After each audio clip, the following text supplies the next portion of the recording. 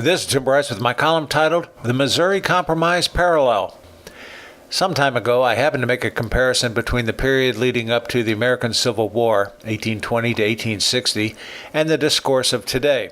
I wish to take this a bit further so people can better understand the parallel. Back in the early 1800s, the country was still divided over the question of slavery, primarily along sectional lines, north versus south. As the young country began to expand in a westerly direction, both sides grew concerned over losing power in Congress through the annexation of new states on either side of the slavery issue. If one side gained more votes than the other, it was conceivable they could implement policies and laws detrimental to the other side. Although there was initially balance between the states, a flashpoint erupted when the citizens of Missouri applied for statehood as a slave state. This led to an impasse in both houses of Congress as the discourse heated up.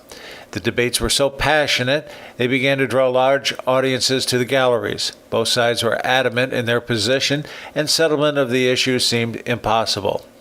After several attempts, the Missouri Compromise was finally drafted, whereby Missouri would be allowed to join the country as a slave state, and Maine, which had been a part of northeastern Massachusetts, was admitted as a free state, thereby maintaining parity over Congress.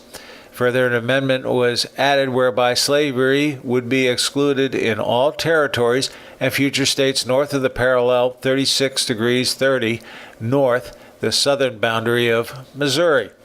The compromise was a clumsy document and only delayed the inevitable dispute over slavery. Former President Thomas Jefferson believed it would eventually lead to the destruction of the Union. He summed up the sentiments of the day in a letter to his friend John Holmes on April 22, 1820. Jefferson wrote, quote, "But this momentous question, like a fire bell in the night, awakened and filled me with terror. I consider it at once as the knell of the Union.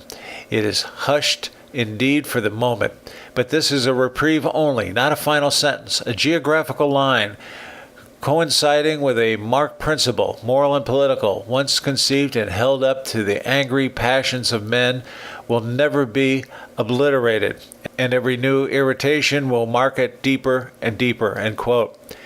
For the next 30 years, both sides carefully watched the balance of power. In 1836, when Michigan was admitted as a free state, Arkansas was admitted as a slave state. The Compromise of 1850 dealt with the admittance of Texas and consideration for states in the Southwest, including California. It wasn't until the passage of the Kansas-Nebraska Act of 1854, drafted by Senator Stephen A. Douglas of Illinois, that the Missouri Compromise was finally made obsolete. Under the act, the voters of each state would determine the issue of slavery internally, not by the Congress, thereby negating the need for the Missouri Compromise. Although the act was intended to appease both sides, it was ultimately perceived as supporting the slave powers of the South. The debate over the act went on for 4 months and featured the political luminaries of the day, including Douglas, Salmon Chase of Ohio, William Seward of New York, and Charles Sumner of Massachusetts. The New York Tribune wrote on March 2nd that, quote, "The unanimous sentiment of the North is indignant resistance," end quote, which sounds remarkably like Congress today. The Kansas-Nebraska Act eventually passed, but set the country on a course towards civil war. In the process, it caused chaos among the political parties, which were split up and redefined. For example, it gave rise to the Republican Party in 1856, which primarily consisted of Northerners who were anti-slavery. As to the parallel, both disputes, then and now, are cultural in nature. Whereas slavery was the issue driving the disagreements of the early 1800s, today it is socioeconomics. Both issues were extremely divisive and incongruous to the point of being irreconcilable. Today's discourse is every bit as bitter and reminiscent of the period preceding the Civil War, and the void between the two sides is just as large and insurmountable. Again, it is all about control over the Congress and which side will force the other way of life on the other. If the Missouri Compromise and Civil War has taught us anything, the only way such sharp disputes can be resolved is through armed conflict. This is not only a scary proposition for the country internally, but it would have far-reaching effects on the world at large, as it would finally present the opportunities our enemies have been waiting for in order to dismantle the free world. I sincerely hope nobody truly wants armed conflict, as we should have learned this lesson through our first Civil War.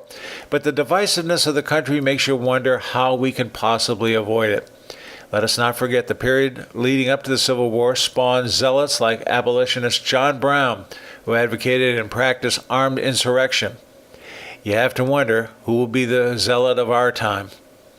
Friends, keep the faith. This is Tim Bryce in Palm Harbor, Florida. Follow me on the internet at timbryce.com.